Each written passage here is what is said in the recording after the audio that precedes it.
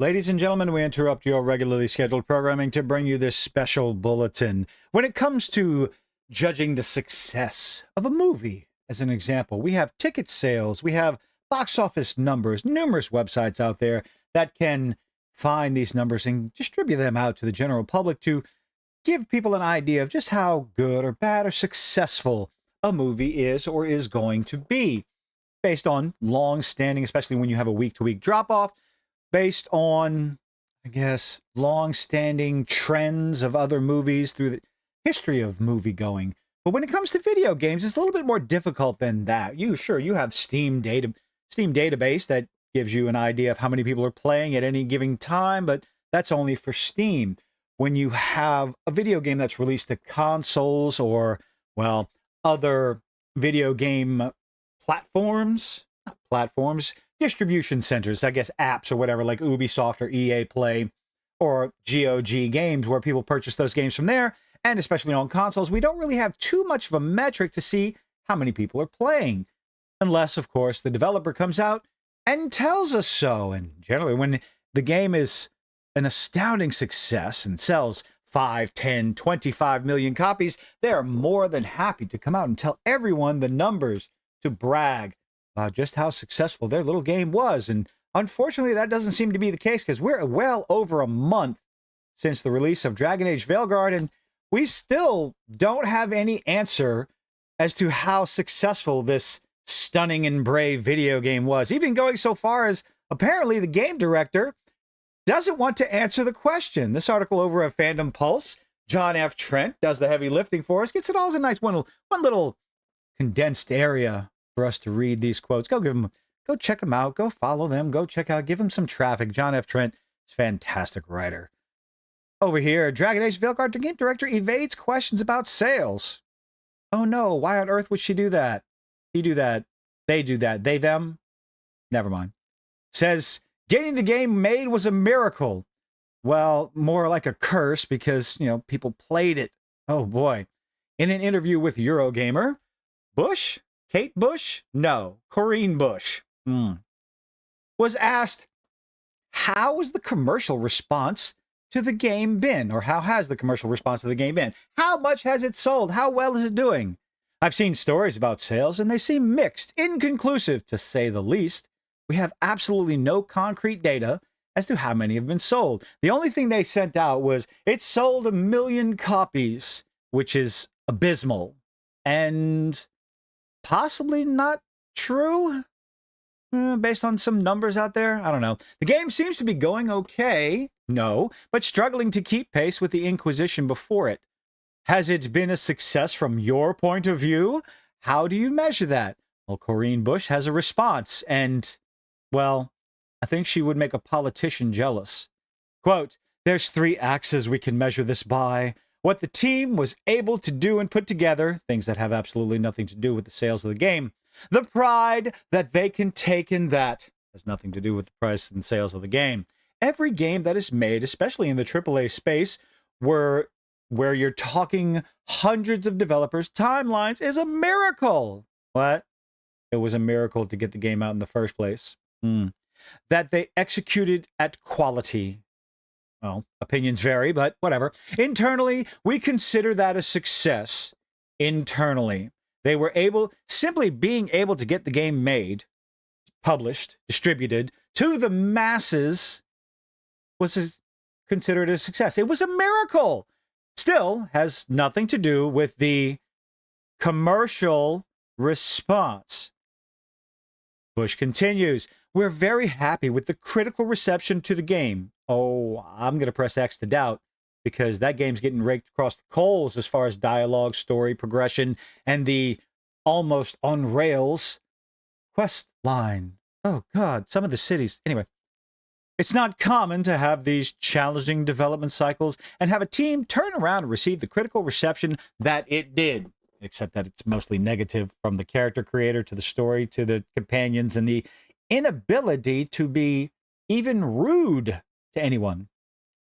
In fact, in a lot of ways, that is the harder path to take. So yes, we're quite proud of the critical reception. Still, 2 quotes, 2 paragraphs, still absolutely nothing about the commercial response. Commercial being, sales, the market. Finally, Bush stated, quote, "Unfortunately, on the sales side, that's not something we can really discuss because your sales are in the toilet. But of course, as we know with Inquisition, that was a long burn to get these total sales numbers. Now, why can't you talk about the sales numbers, Corrine? Is it because they are so terrible? Or, I mean, if they were exceptional, if they were profitable, I don't think you would have any problem whatsoever screaming it from the rafters, because that would be a way to, quote, own the chuds, right? All the naysayers, all the grifters, as good old David Jaffe likes to call us, lying about how terrible the game is, even though Jaffe agreed on the terrible aspects of the game, so who's the liar there? How could we be so wrong? If the sales were so good, they wouldn't stop talking about it. They wouldn't stop proclaiming that, oh, this game, despite the negative reception of YouTube grifters, the game still sold 10 million copies. Hell, I think they'd be happy with 5 million copies. That is why I firmly believe that this game didn't come anywhere close to 1 million. While Bush completely evaded the question, making politicians jealous for sure, about the game's commercial success later in the interview, he seemed... Oh, you stop that, John. Bush seemed to indicate the franchise does not have a future moving forward. Oh, I believe this has something to do with the complete and total lack of any sort of expansion. Didn't the other games get expansions? Y'all correct me in the comments if I'm wrong. When asked why there won't be an expansion or DLC, Bush stated, "The decision was ultimately made that we wanted to take the approach of making this the most complete, contained, start-to-finish story that could deliver some of those answers and presents new mysteries." And this is another statement right there that confirms, almost beyond a shadow of a doubt, that the game was a financial failure. Because when you have a game that is an astronomical success, let's use Elden Ring as an example. I'm sure they were planning on making a sequel to that or an expansion to that game right out the gate. But do you firmly believe that if Elden Ring, in some alternate reality, had tanked so bad that it didn't even get 1 million in sales, do you think they would have gone through with the expansion? Expansions are canceled. They come and go. And they're all dependent on the success of if it's the original iteration. So when there's a failure, you're not going to add on to that failure because nobody's playing. You're going to pull your resources, pull your funding, and go work on something else.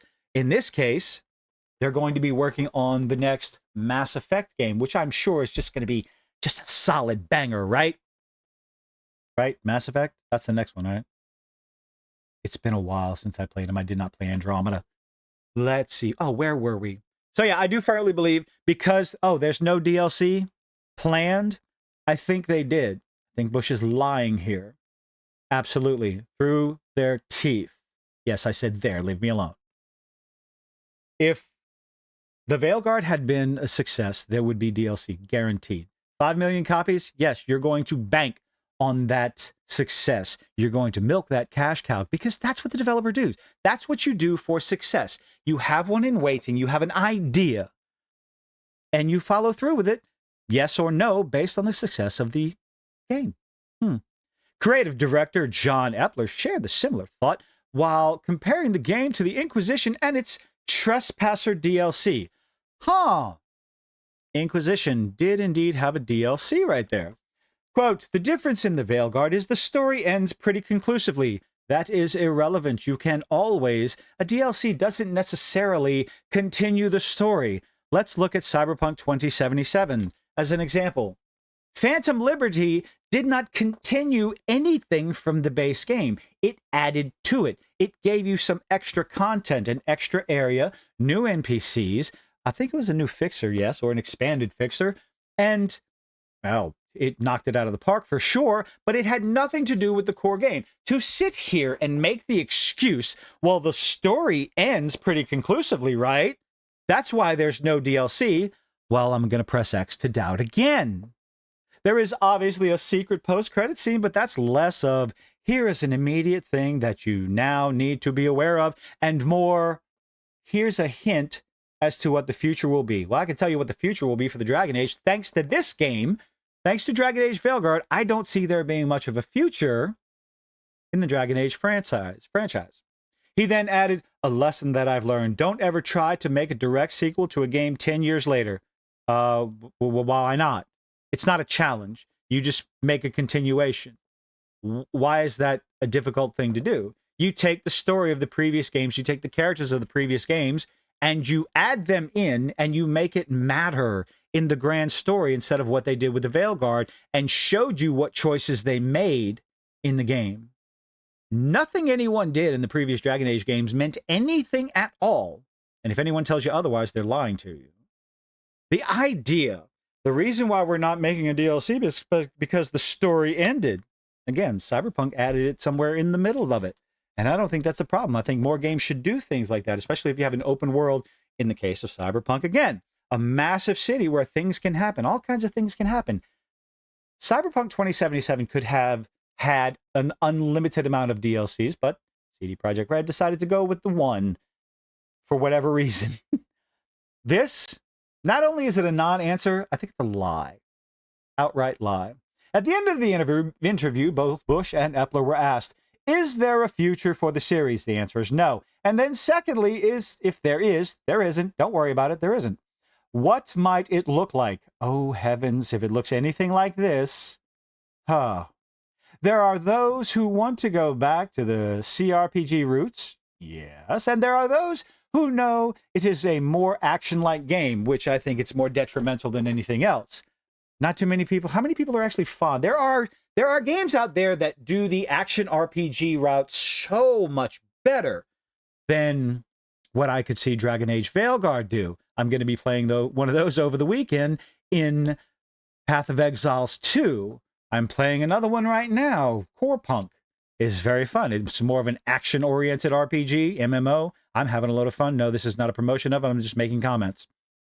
Let's see. Which way do you turn? How about getting away from the new big thing, stop following the new big trend, and go back to what made Dragon Age successful before? How about that? That's an idea. I mean, Baldur's Gate 3 did it, and that was a massive success, but comparing those is like apples and oranges, considering the writing quality and the replayability of which Dragon Age Veilguard has none, because you can't be obnoxious. There's no change outside of... buddy of mine said he played it and finished it to the end, and depending on what you do with factions and whatnot, will depend on how successful they are at the end of the game. So perhaps there is some replayability, but your companions are always with you. That is a massive change from the previous games where some companions didn't like each other and you could be rude to your companions or you could be nice to the companions to the point where it affected whether or not they wanted to be with you. Why not go back to that? Or are we living in a world we just can't be offensive in a fantasy video game? Bush responded, there's so many stories left. Please take creative control away from Bush and give it to someone with actual imagination. So many mysteries left unsolved, like never mind, I'm not going to say that. So I'll leave that for what it is. What bathroom you're going to use? Yeah, I said it. Anyway, terrible. As for what the next iteration becomes, it will be a failure if it even comes at all. If your studio is even around a year from now, I guess we'll have to wait and see. As for what the next iteration becomes, what that looks like, what style of game that is, well, as I said, it's a franchise of reinvention. No, stop that. This idea that you have to reinvent everything, bring it up to date for the modern audience that does not exist. These are not your paying customers. The people who bought the original Dragon Age Origins, the second Dragon Age Inquisition, and so on, those are the fans you need to cater to. The turn-based, the far more complex companion system than Veilguard could even hope to be. Stop trying to reinvent the wheel. You know what's successful. You can just sit there and get on social media and listen to what people like and what people don't like. Maybe cater to that.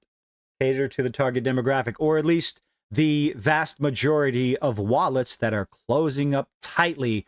The more nonsense you put out, the more reinventing you put out. Making it for the so-called modern audience is a poor business practice, to say the least. And, well, the sales number shows.